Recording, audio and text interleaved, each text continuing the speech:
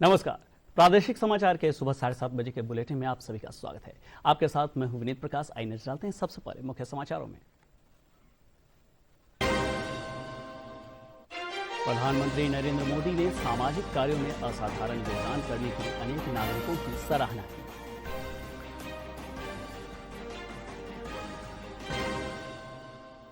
बिहार विधान परिषद के रिक्त 10 सीटों के लिए नामांकन आज से शुरू। एनडीए में बैठकों का दौर जारी।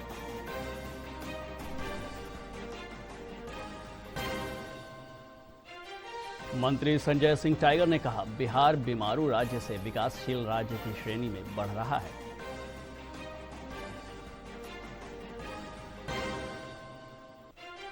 और केंद्र की मोदी सरकार ने 12 वर्षों के कार्यकाल में विभिन्न क्षेत्रों में विकास की नई इबारत लिखी।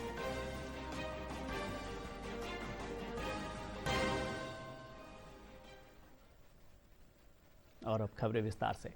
प्रधानमंत्री नरेंद्र मोदी ने सामाजिक कार्यों में असाधारण योगदान करने के लिए अनेक नागरिकों की सराहना की और उनके प्रेरणादायक कार्यों और उपलब्धियों का उल्लेख किया। मन की बात कार्यक्रम में श्री मोदी ने देश की अमूल्य सांस्कृतिक विरासत को संरक्षित करने के लिए सरकार के जारी प्रयासों पर भी बात की। प्रधानमंत्री ने नीदरलैंड की हाल ही की अपनी यात्रा का उल्लेख किया, जहां एक विशेष समारोह के दौरान चोल काल के प्राचीन ताम्रपत्र भारत को वापस किए गए। उन्होंने कहा, इन बहुमूल्य कलाकृतियों की वापसी से लोगों के बीच विशेष रूप से विश्व में तमिल समुदाय में उत्साह और गर्व का माहौल बना है। कि तमिल समुदाय में भी इसे लेकर विशेष उत्साह है। इनमें 21 बड़ी और 3 छोटी ताम्र पट्टिकाएं हैं। ये मुख्य रूप से राजा राजेंद्र चोला प्रथम द्वारा अपने पिता राजा राजा चोला के एक वचन को पूरा करने से जुड़ी है। इनमें आनाई मंगलम गांव को एक बौद्ध विहार को दान देने का उल्लेख है। इन ताम्र पट्टिकाओं में चोला वंश की उपलब्धियों का भी वर्णन मिलता है। प्रधानमंत्री मोदी ने छत्तीसगढ़ में मिली 3 दुर्लभ ताम्र पट्टिकाएं का वर्णन किया और भारत सरकार द्वारा ऐसी अमूल्य धरोहरों के संरक्षण के लिए लगातार प्रयास का उल्लेख किया। ज्ञान भारतम अभियान के तहत छत्तीसगढ़ के मल्हार में भी एक महत्वपूर्ण खोज हुई है। यहाँ 3 दुर्लभ ताम्र पट्टिकाएं मिली हैं। ये पांडुवंशी राजवंश के महर्षि बालार्जुन के शासनकाल से जुड़ी मानी जा रही है। विशेषज्ञ मानते हैं कि इंस्क्रिप्शंस 6ठी 7वीं सदी के हैं, यानी 1400-1500 साल पुराने। ये ताम्र पट्टिकाएं प्राचीन ब्राह्मी लिपि और पाली भाषा में लिखी गई है। बिहार विधान परिषद में रिक्त 10 सीटों के लिए भारत निर्वाचन आयोग के घोषित कार्यक्रम के अनुसार आज से नामांकन शुरू हो जाएगा। इसमें एक सीट पर उपचुनाव हो रहा है। अधिसूचना के तहत नामांकन की अंतिम तिथि 8 जून है। नामांकन पत्रों की जांच 9 जून को होगी। नामांकन वापसी की अंतिम तिथि 11 जून है। अगर आवश्यकता पड़ी तो मतदान 18 जून को कराया जाएगा। एनडीए को 9 सीट मिलना तय माना जा रहा है। ऐसे में उम्मीदवारों को लेकर भी मंथन शुरू हो गया है। स्वास्थ्य मंत्री निशांत कुमार और पंचायती राज मंत्री दीपक प्रसाद का विधान परिषद में जाना लगभग तय माना जा रहा है। 7 सीटों पर उम्मीदवार कौन होंगे, इस पर लगातार बैठक का दौर जारी है। बता दें कि इनमें एक सीट पर पूर्व मुख्यमंत्री नीतीश कुमार के त्यागपत्र देने के कारण उपचुनाव कराया जा रहा है। शेष 9 सीटों पर चुनाव होगा, जिनमें एक सीट मुख्यमंत्री सम्राट चौधरी द्वारा रिक्त की गई है, जो परबत्ता से विधायक चुने जा चुके हैं। दूसरी सीट पूर्व स्वास्थ्य मंत्री मंगल पांडे के त्यागपत्र से रिक्त है। तीसरी सीट जदयू के श्री भगवान सिंह कुशवाहा के जगदीशपुर से उनके विधायक चुने जाने के कारण खाली हुई है। ये सभी सीटें विधानसभा कोटे की है। इनमें से 5 जदयू के खाते की है। भाजपा और राजद की 2-2, जबकि एक सीट कांग्रेस की है। इस तरह एनडीए की 7 और महागठबंधन की 3 सीटें बनती हैं। लोजपा रामविलास पार्टी से मंत्री बने संजय कुमार सिंह ने कहा है कि हमारी मांग है कि चुनाव में हमारी भी भागीदारी हो।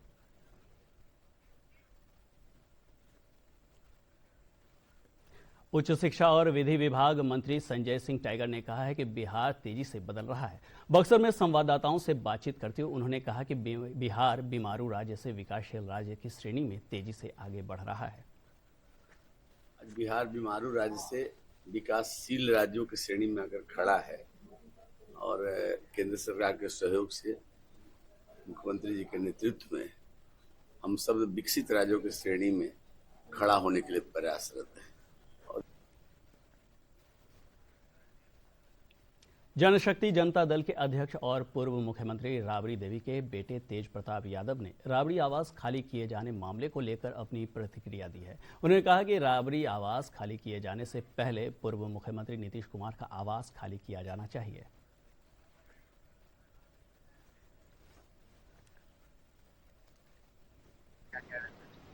तो मुख्यमंत्री नीतीश कुमार जी का भी आवास खाली होना चाहिए, वो भी पूर्व मुख्यमंत्री।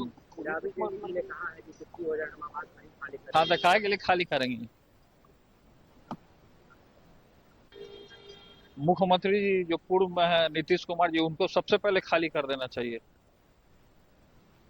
वो जब खाली कर देंगे तो वो भी खाली कर देंगे। 15 दिन का नोटिस दिया गया है। हाँ, तो 15 दिन का नोटिस सरकार दे नीतीश कुमार को भी।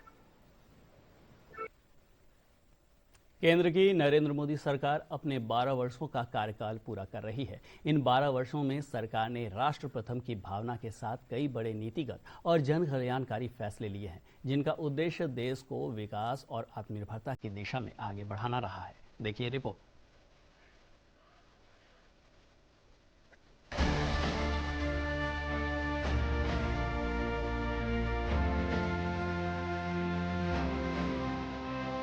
भारत को वैश्विक मैन्युफैक्चरिंग हब बनाने के उद्देश्य से साल 2014 में शुरू हुआ मेक इन इंडिया अभियान अब नई ऊंचाइयों तक पहुंच रहा है। मोबाइल फोन, इलेक्ट्रॉनिक्स, ऑटोमोबाइल, रक्षा उत्पादन और सेमीकंडक्टर जैसे क्षेत्रों में भारत तेजी से अपना उत्पादन बढ़ा रहा है। देश में निवेश में बढ़ोतरी हुई है, रोजगार के नए अवसर पैदा हुए और विदेशी कंपनियों का भरोसा मजबूत हुआ है। मेक इन इंडिया को मजबूती देने के लिए सरकार ने PLI स्कीम शुरू की। इस योजना के तहत कंपनियों को उत्पादन बढ़ाने पर आर्थिक प्रोत्साहन दिया जाता है। मोबाइल निर्माण हो, फार्मा, टेक्सटाइल, इलेक्ट्रॉनिक्स जैसे कई सेक्टर्स में इसका सकारात्मक असर दिखाई दे रहा है। इसी का परिणाम है भारत अब दुनिया में बड़े मोबाइल निर्यातक देशों में शामिल है। पिछले 12 सालों में मोदी सरकार ने कारोबार करना आसान बनाने के लिए तमाम कदम उठाए। नीतियों में सुधार हुआ, जिसकी वजह से व्यापारिक सुगमता बढ़ाई गई।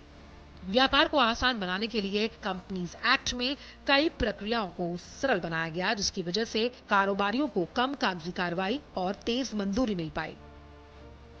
स्टार्टअप्स और MSMEs के लिए नियमों को आसान बनाने पर विशेष जोर दिया गया।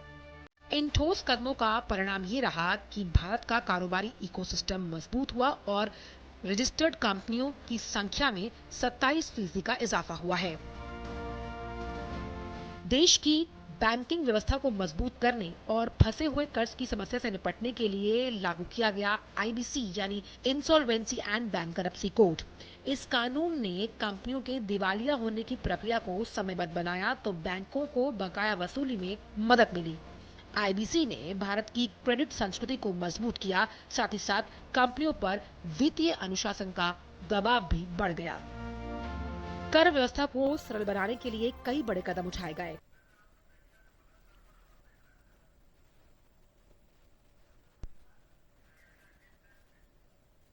जमुई जिले के खैरा प्रखंड के कैंडीह गांव से एक प्रेरणादायक कहानी सामने आई है। महादलित समुदाय के टोला सेवक जयकांत मांझी ने बस्ती के बच्चों को शिक्षा से जोड़ने के लिए एक अनोखी और आत्मनिर्भर पहल शुरू की है।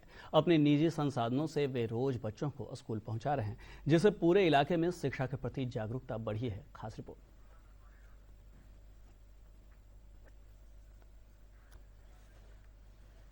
जमुई जिले के खैरा प्रखंड के केंडी गांव में एक टोला सेवक की पहल शिक्षा की नई मिसाल बन रही है। महादलित बस्ती के रहने वाले जयकांत मांझी अपने ई-रिक्शा से प्रतिदिन करीब 80 बच्चों को घर से स्कूल और स्कूल से वापस घर तक निशुल्क पहुंचाते हैं। उनकी इस पहल ने उन बच्चों की जिंदगी बदल दी है जो कभी स्कूल जाने से दूर रहते थे। उत्क्रमिक मध्य विद्यालय केंडी से संबद्ध महादलित प्राथमिक विद्यालय में कार्यरत जयकांत मांझी केवल बच्चों को लाने ले जाने तक ही सीमित नहीं है। वे हर सुबह गांव की गलियों में घूमकर बच्चों को स्कूल जाने के लिए प्रेरित करते हैं।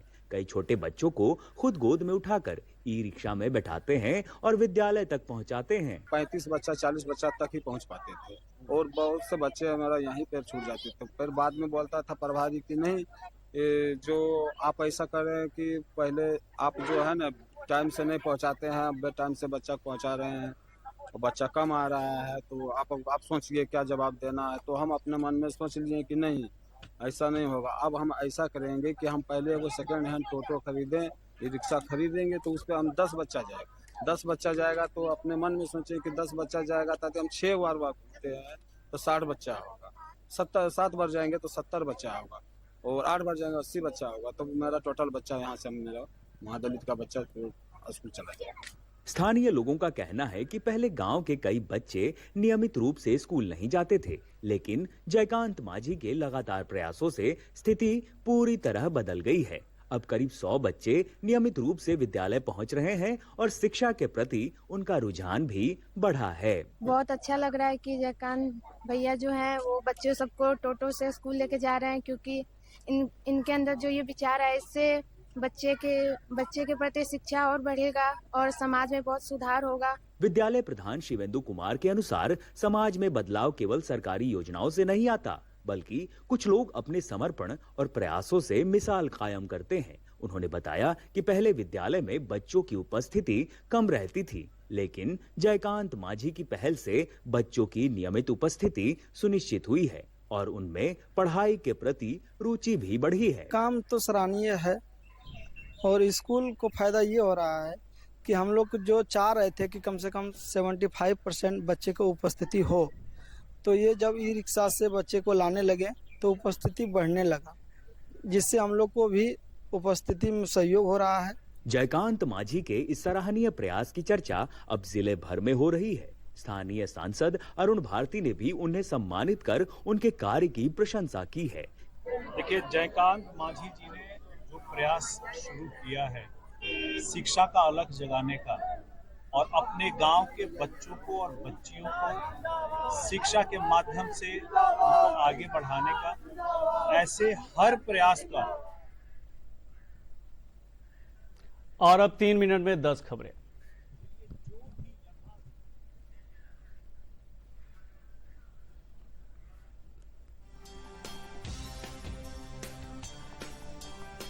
उपराष्ट्रपति सीपी राधाकृष्णन ने कहा है कि राजनीतिक नेतृत्व सार्वजनिक जीवन का महत्वपूर्ण क्षेत्र है और रचनात्मक आलोचना निष्पक्ष और संतुलित होनी चाहिए।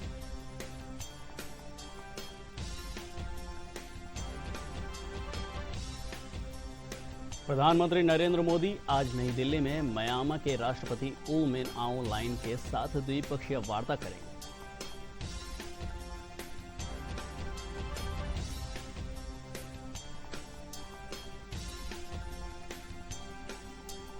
रक्षा मंत्री राजनाथ सिंह और ऑस्ट्रेलिया के उप प्रधानमंत्री तथा रक्षा मंत्री रिचर्ड मार्ल्स आज नई दिल्ली में भारत ऑस्ट्रेलिया रक्षा मंत्रियों के दूसरे संवाद की संयुक्त अध्यक्षता करेंगे।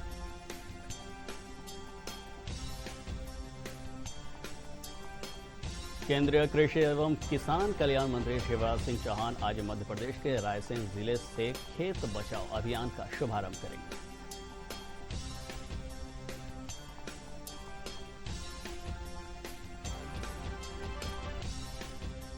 रक्षा सचिव राजेश कुमार सिंह ने आज सिंगापुर में अमेरिकी कांग्रेस के प्रतिनिधि मंडल का नेतृत्व कर रहे पैट हैरिगन के साथ बातचीत की।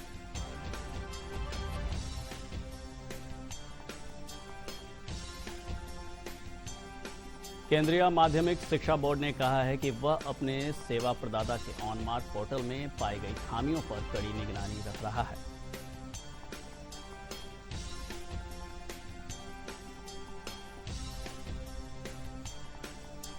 नवनियुक्त प्रमुख रक्षा अध्यक्ष जनरल एनएस राजा सुब्रमणी ने कहा है कि नवाचार के समावेश से सैन्य क्षमताओं के विकास में तेजी आएगी।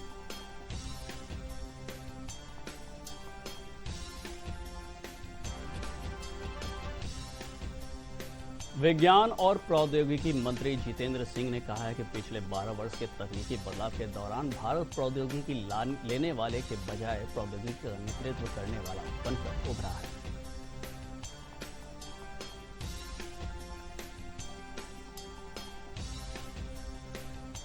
मौसम विभाग ने गुजरात, केरल, माहे, लक्षद्वीप, नागालैंड, मणिपुर सहित पश्चिमी मध्य प्रदेश में तेज बारिश का अनुमान व्यक्त किया है।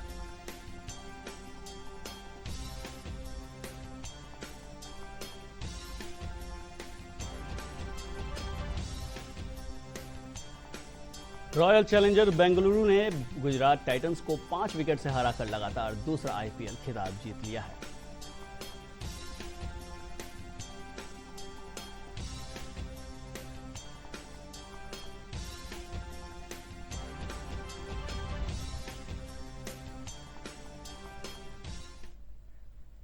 अंत में मुख्य समाचार एक बार फिर।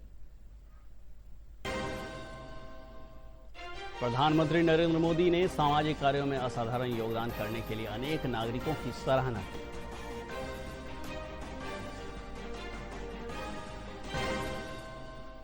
बिहार विधान परिषद की रिक्त 10 सीटों के लिए नामांकन आज से शुरू, एनडीए में बैठकों का दौर जारी।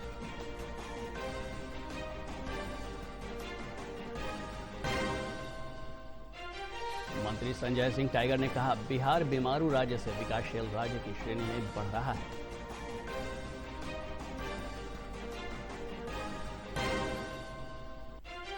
और केंद्र की मोदी सरकार ने 12 वर्षों के कार्यकाल में विभिन्न क्षेत्रों में विकास की नई इबारत दी।